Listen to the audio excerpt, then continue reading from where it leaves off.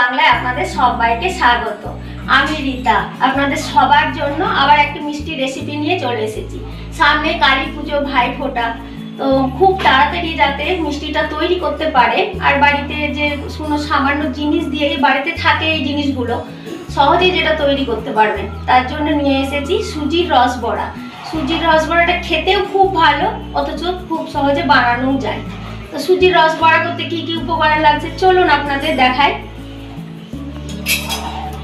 এখানে সুজি নিয়েছি, দুধ লাগছে, সেরার জন্য চিনি লাগছে, গুঁড়ো দুধ নিয়েছি, ঘি, এলাচের গুঁড়ো, ময়দা, খাবার সোডা, আমন্ড কুচি, পেস্তা কুচি। কড়াইটা গরম হয়ে গিয়েছে, ওর মধ্যে ঘি দিয়ে দিলাম।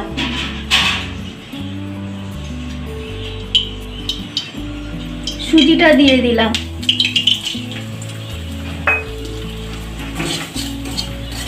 খুব বেশি ভাজবো না, হালকা করে ভেজে নেব যাতে কাঁচা গন্ধটা সুজির না থাকে। 3 থেকে 4 মিনিট গ্যাসটা সিম করে ভাজছি। খুব একবারে বেশি ভাজিনি। ওর মধ্যে দুধ দিয়ে দিলাম।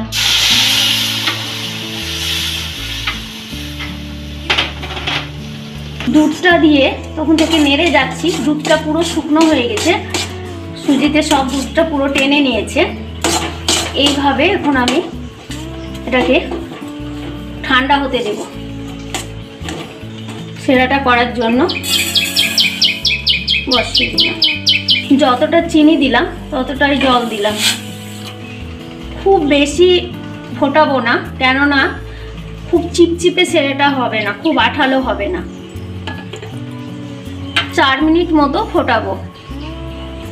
সেরাটা ফুটে উঠলে অল্প করে এলাচের গুঁড়ো দিয়ে দেব। সেরাটা ফুটছে, ওর মধ্যে অল্প করে এলাচের গুঁড়ো দিলাম। সেরাটা কিন্তু খুব একেবারে আঠালো হবে না, আর অল্প একটু ফোটাবো। সুজিটা রেখেছিলাম নামিয়ে, এখনো সামান্য গরম আছে হালকা একেবারে। ওর মধ্যে আমল দুধটা দিয়ে দিলাম। গুঁড়ো আমল দুধ নিয়েছিলাম, ওটা দিয়ে দিলাম। এলাচের গুঁড়ো দিলাম।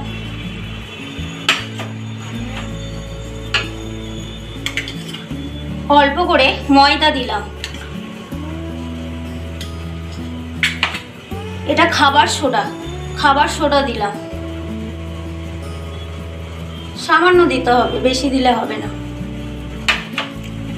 ভালোভাবে এটাকে এখন মেখে নেব। খুব ভালো করে মাখতে হবে। খুব ভালোভাবে মেখে নিয়েছি। খুব চিকন করে মাখতে হবে যাতে গোটা না থাকে। আর সুজিটা হালকা উষ্ণ গরম থাকতেই কিন্তু গুঁড়ো দুধটা দিয়ে মাখতে হবে, না হলে গুঁড়ো দুধগুলো ভালো মতো এর মধ্যে মিশে যাবে না তখন। এই দেখুন, খুব ভালো করে চিকন করে একেবারে মেখে নিয়েছি। হাতে সামান্য একটু ঘি মাখিয়ে নিলাম।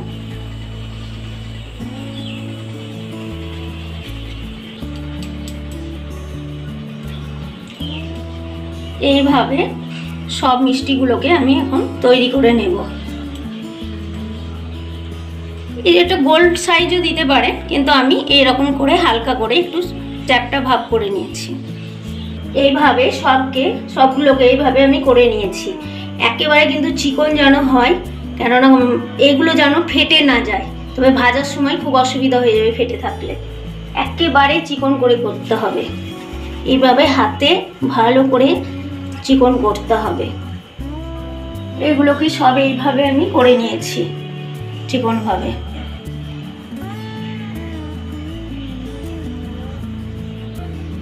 একেবারে ফেটে না থাকে, এই যে এইভাবে সাইডগুলো একটু কোনো ফেটে নেই। সবগুলো হয়ে গেছে। এদিকে আমি তেলটা বসিয়ে দিয়েছি, এবার ভাজতে লাগবো। তেলটা গরম হয়ে গিয়েছে। অতিরিক্ত গরম খুব হয়েও যায়নি, আবার একেবারে কম সেটাও না, মিডিয়াম গরম হয়েছে। ওর মধ্যে আমি একে একে ছেড়ে দেব বলগুলো।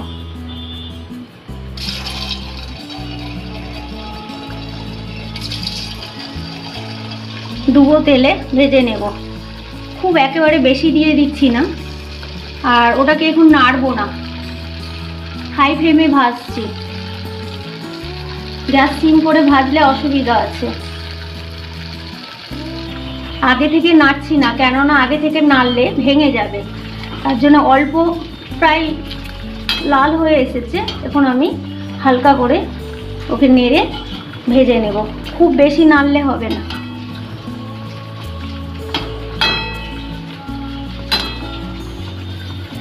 এই দেখুন কিভাবে ফুলে উঠেছে।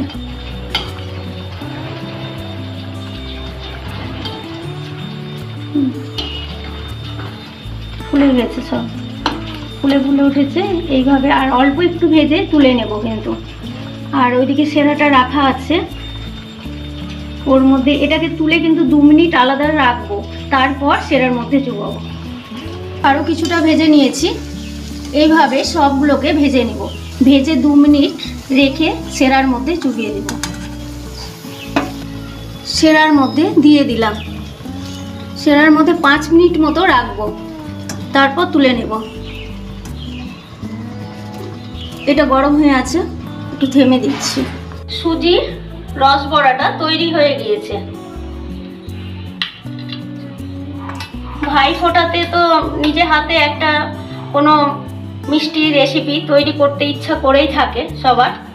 এটা খুব সহজেই বানাতে পারবেন, তার জন্য আপনাদের করে দেখানো। আরও ভাইফোঁটা কিংবা কালী পুজোতে বাড়িতে অবশ্যই আপনারা এটা তৈরি করবেন। এটা খেতেও ভালো,